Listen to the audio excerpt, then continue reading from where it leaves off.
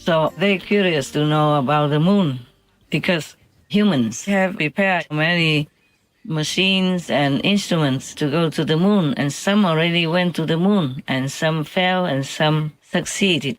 But not too many people know about the moon. I mean, the life on the moon, not just the surface floor of the moon. Now, inside the moon, I talked to the king of the moon. His name is His Majesty, the King Plalos. Plalos. He's a forever king of the moon because the moon people trust him. There's no need to change any king. Like every 4 or 5 years, we change the president on Earth. Now the moon people know a lot about us, but we don't know anything about them. They live inside the moon, not on the surface of the moon. And they have physical beings, just like us. They are like almost 500,000 people who live inside the moon. Inside the moon is a beautiful place also. There are trees, fruit trees, grass, flowers, just almost like us here. It's just that they don't eat the fruits. They don't eat any vegetables that grow around there. They're just there. They were there all the time before they came. Or the moon people were not originally in the moon. They came afterward. I just tell you what I remember. It's not orderly, but it will give the whole picture. Before they came to the moon, they have their own world. It's called, let me remember. I forgot. Yes, before the moon, people had their own world. It was called Peace World.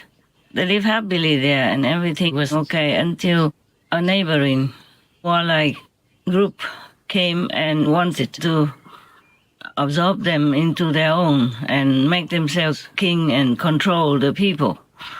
So these people in the peace world had to run away. They didn't want to stay with this king and these different people because they were zealous devils. They were very lower level. So the peace world people just make peace with them. That's okay. If you want it, then you have it. We live. We just live. Don't fight. Don't make trouble for us. So they agreed like that. So the king, Plalos, took his people, went to the moon, and has stayed there until now. And before they came, the moon, the inside of the moon, had a world of its own already, with all kinds of things similar to outside, with even brightness from different places. And then have all kinds of scenery, have water, have rivers, have streams, have lakes, have an ocean. So therefore they settled in this area. And they did not have to eat anything. They are kind of breatharian. And now we call them the moon people. So that is easier for you to remember, to distinguish who is where. But these moon people, they are just peaceful. That's why they didn't fight back. And they are very advanced in technology. All of them are 4th level. Some maybe lower 4th, middle 4th, or higher 4th level. Remember I said to you last time that there's from astral level all the way up to the 5th level, and these people are from the 4th level. And they are in physical bodies. They attained the 4th level, but they have physical bodies, so they are like immortal people. They don't have to die. They don't have to eat or drink anything at all, and they continue living like that. And I asked the king, so how do you live every day, you people? He said, oh, we live just happily. And then we make some new things for fun, and we go visit other planets nearby, go to your planet. I said, why do you want to visit our planet? Just sightseeing? He said, no. We also take on a duty to protect the security of your planet. And so I thank him. Whatever I remember, I just tell you, okay? It doesn't have to be in order like 1, 2, 3, 4. Because whenever I'm in contact with any other planetary beings or heaven or divinity, I do it in the darkness when I meditate. In Samadhi, you can't fetch a pen and write. And if I try to get out of Samadhi and go back to the world, then I probably find it harder to come back. The mind is set in. then it's difficult to go back there again. But I do sometimes. I have to tell them that I will come back. I need to go to do this, do that, some urgent stuff, and I come back. But it's better if you just sit there and be in that mood, that level, in order to talk to them or do something with them. So the moon people, they go down sometimes, not sometimes, often. I ask how often. They say every couple of days, even many times a week, several times a week, often, because they want to also help this world to retain security as much as possible. So I say, okay, can you help? If we have a world war again, for example, can you help us to do something to stop the war, bring peace? So he said, no, we don't want to. We just do as much as we can in the peacefulness, because the humans are very aggressive. It's better we don't interfere with their actions or their plans. Many of the planets, when I talk to them, they're all scared of us, truly like that. It's a sad thing. It's not an honorable thing, because we have so much more than many of them. Many of them don't have fruit trees that we have, less fruit trees, and not so beautiful, green and flowery and beautiful rivers and drinkable water, all that. Some are less than us, some are more. It depends on their level as well, huh? But they're all very much afraid of us. We are just too warlike, too aggressive, too unpeaceful. I'm sorry. That's what they told me. That's how they observed us and made that comment. Well, they were right. You all know that. You all know that. Even some lesser planetary worlds, they're more peaceful. They don't make war for anything at all. They talk together, they discuss, they propose. They don't go out and shoot each other just to take their land or to prove their opinion or to control or anything like that. We are terrible. We are almost near hell. The way we treat each other and other innocent beings like the animal people.